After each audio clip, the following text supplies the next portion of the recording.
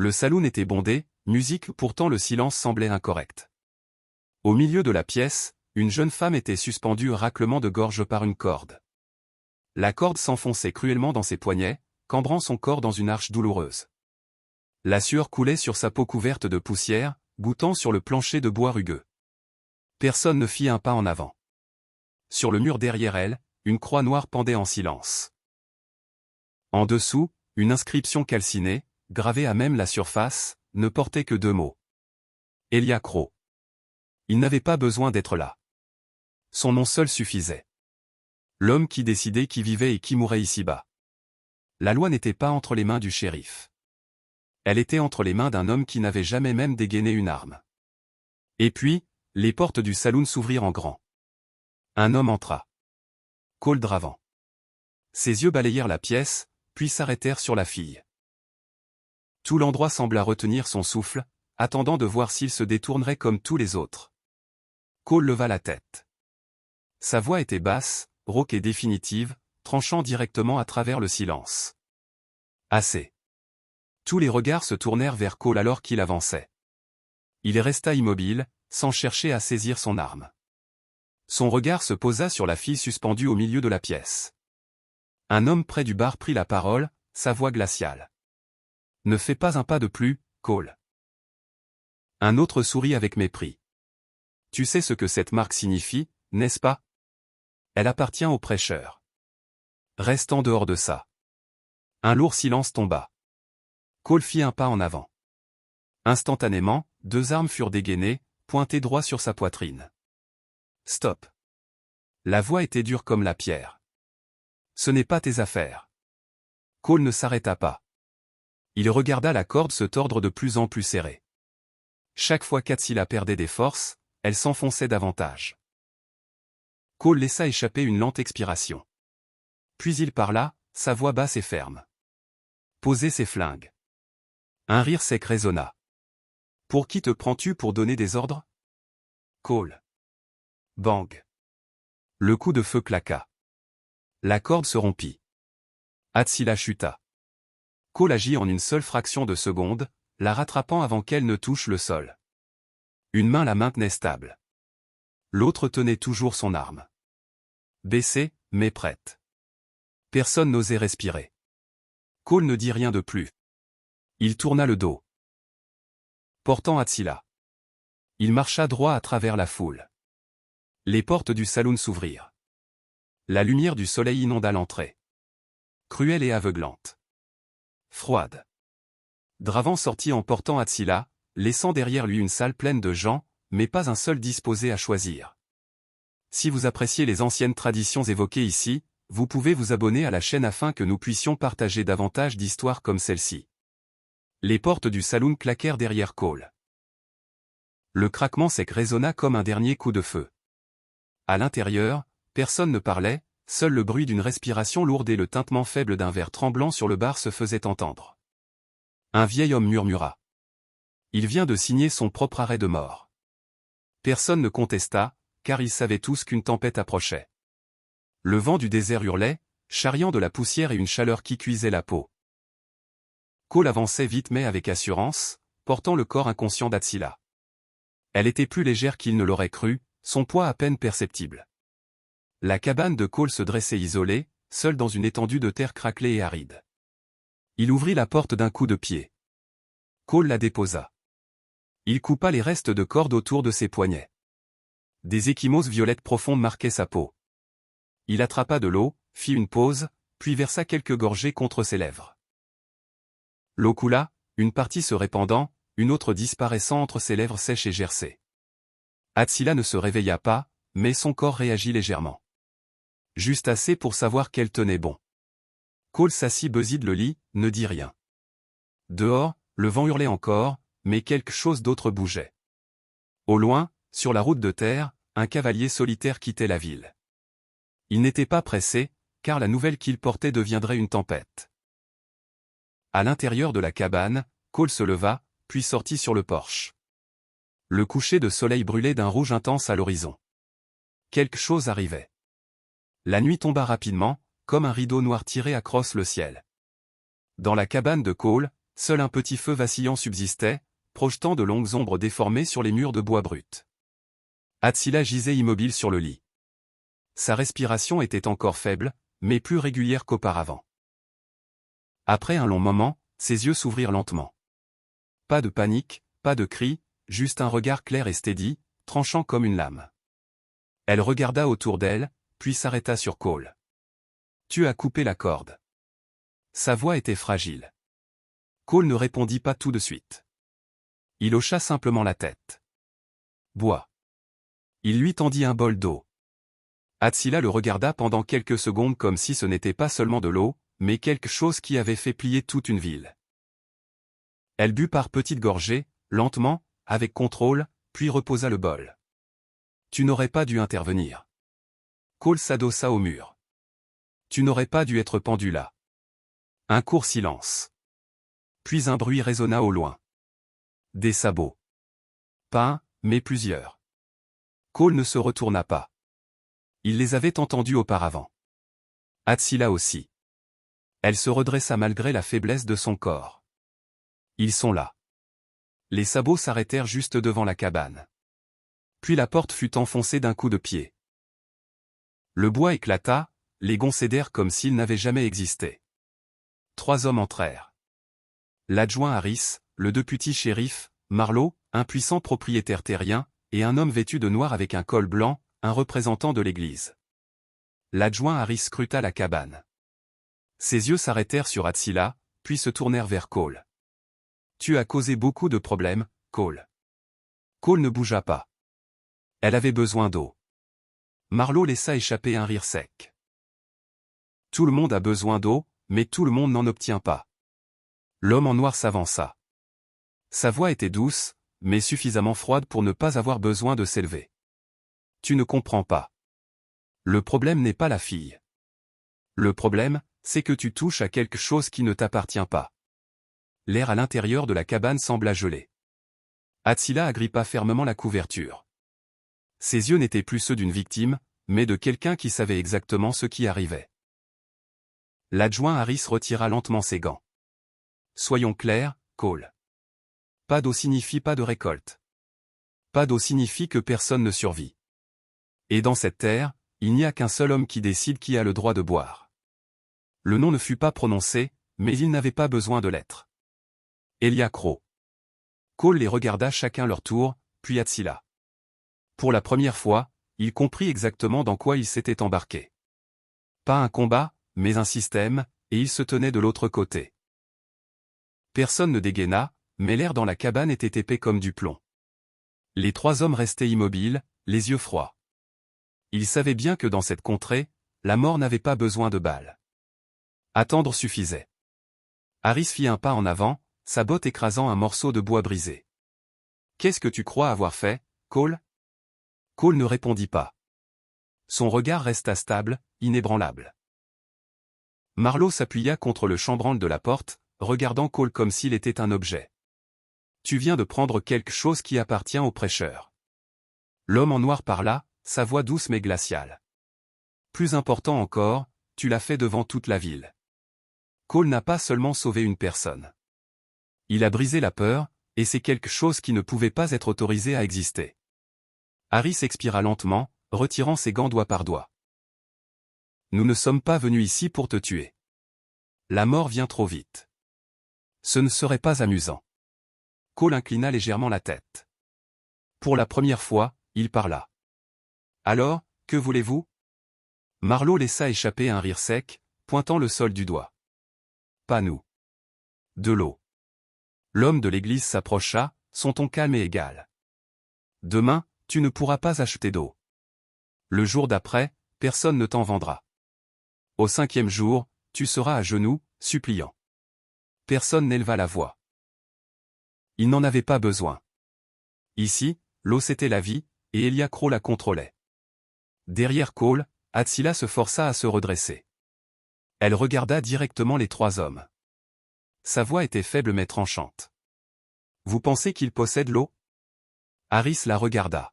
« Non, il possède les gens qui en ont besoin. » Les mots tombèrent comme une lame. Cole ne se retourna pas, mais il comprit. ce n'était plus un combat contre un homme. C'était un combat contre un système. Marlowe poussa la porte plus largement. Nous reviendrons. Pas pour poser des questions, mais pour voir combien de temps tu peux rester debout. Les trois hommes se retournèrent et sortirent. Le bruit des sabots résonna lentement, puis s'estompa dans le vent du désert.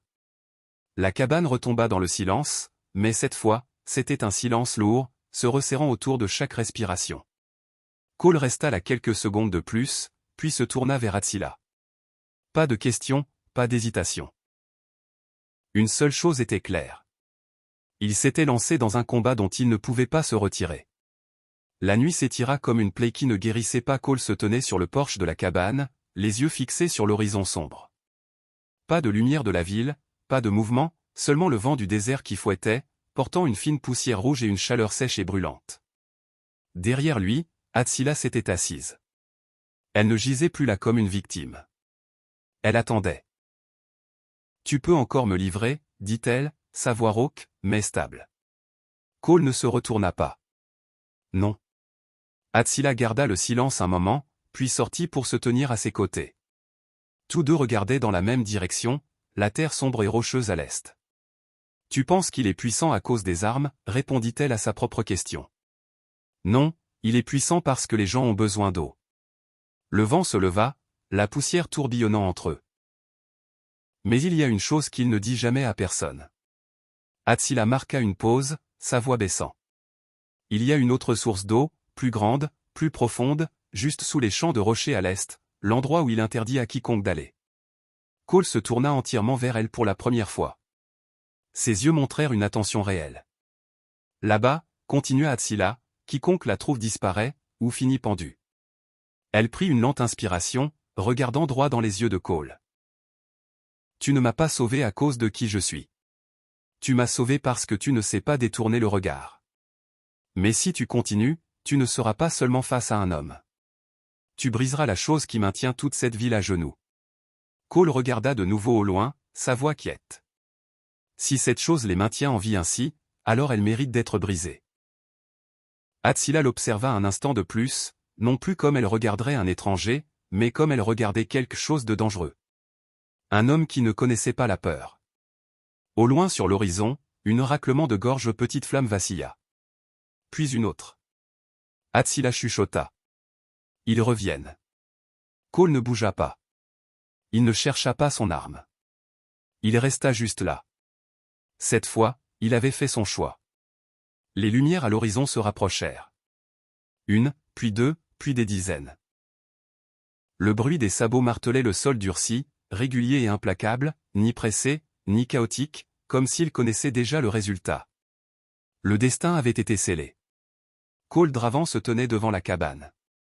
Il n'entra pas. Il ne chercha pas de couvert. Il resta juste là, face à eux. Derrière lui, Atsila sortit. Le vent fouettait ses cheveux noirs, portant poussière et chaleur. « Tu as encore le temps, dit-elle doucement.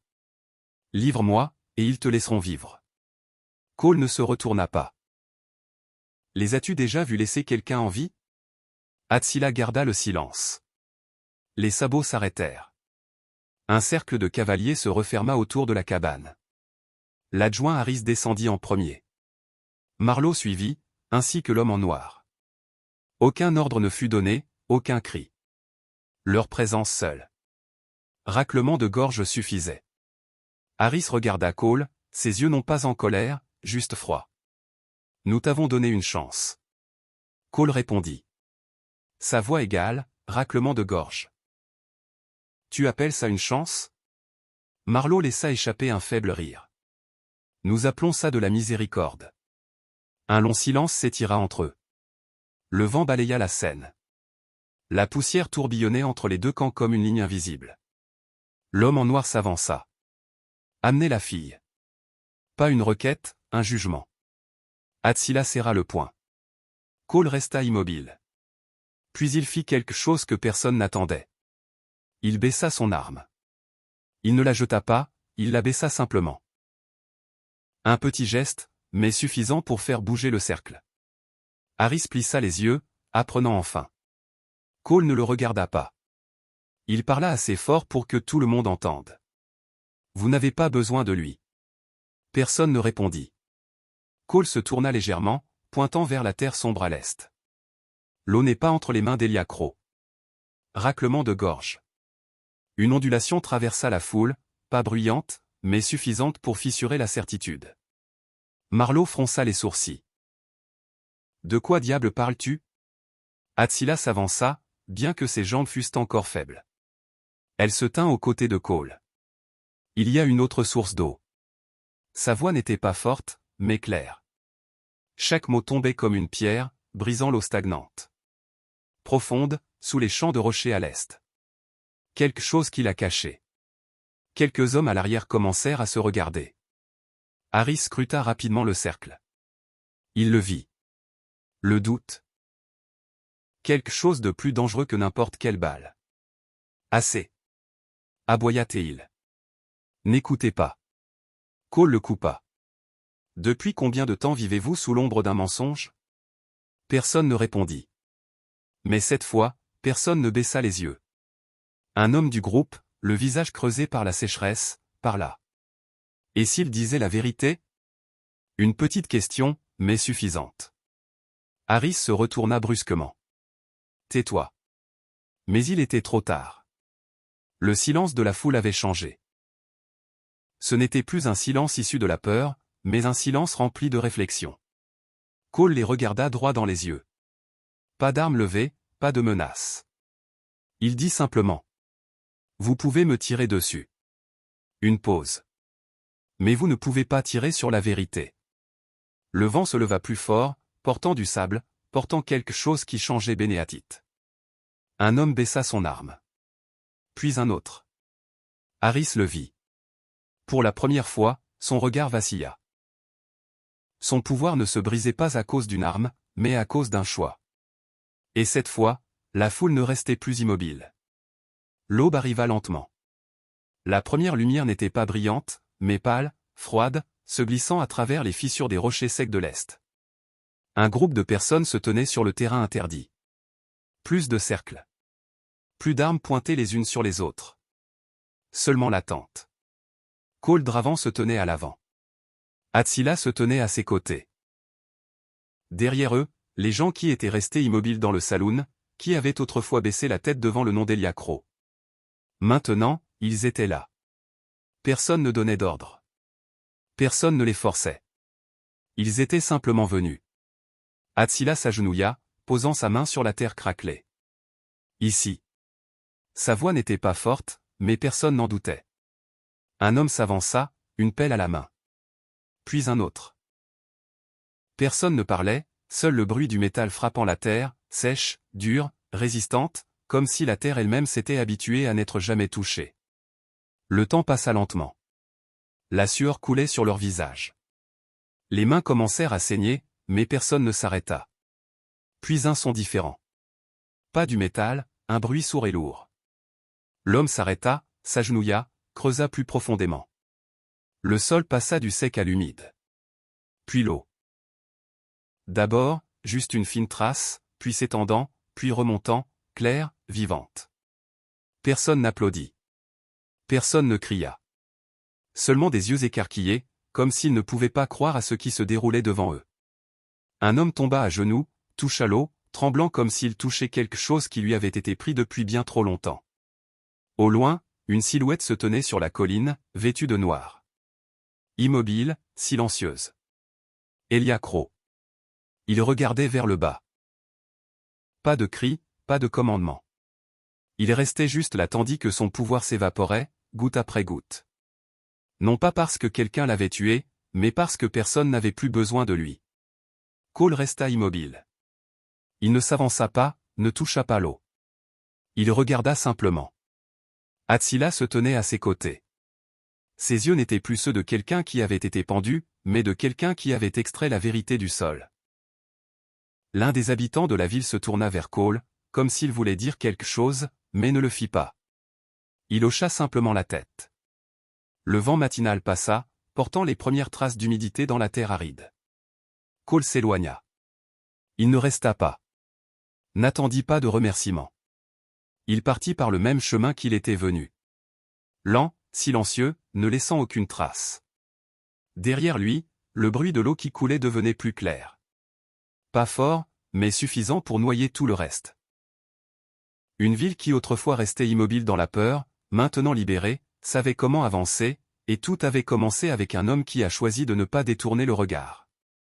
Il existe des terres qui ne sont pas arides parce qu'elles manquent d'eau, mais parce que les gens se sont habitués à vivre dans la peur, lorsque le silence devient le choix le plus sûr. Le mal n'a pas besoin de se cacher. Il a seulement besoin d'exister. Koldravan n'est pas un héros et Atsila n'est pas un miracle. Ils n'ont fait qu'une petite chose. Ils ont refusé de détourner le regard. Mais ce seul choix a suffi à briser un système bâti sur la dépendance et le silence. Parce que parfois, le pouvoir ne réside pas dans les mains de celui qui contrôle, mais dans les mains de ceux qui osent cesser d'avoir peur. Et la liberté, comme l'eau, ne coule vraiment que lorsque les gens sont prêts à creuser sous ce qu'ils croyaient autrefois immuable. L'histoire que vous suivez contient de nombreux éléments fictifs recréés avec l'aide de l'intelligence artificielle. Veuillez l'écouter avec votre propre discernement et vos sentiments. Ces détails fictifs ne sont pas destinés à changer l'histoire, mais à évoquer l'esprit du vieux Far West, où les gens devaient vivre dans des conditions difficiles, faire raclement de gorge des choix difficiles et accepter les conséquences. À travers cette histoire, j'espère seulement partager quelques leçons précieuses sur la compassion, l'amour et le courage. Des choses qui restent pertinentes même avec le passage du temps. Si cette histoire vous a apporté un peu de paix ce soir, laissez un numéro ainsi dessous. Et si vous souhaitez plus de soirées tranquilles comme celle-ci, n'hésitez pas à vous abonner. Je vous aime tous. L'estimable audience des meilleures histoires du Far West.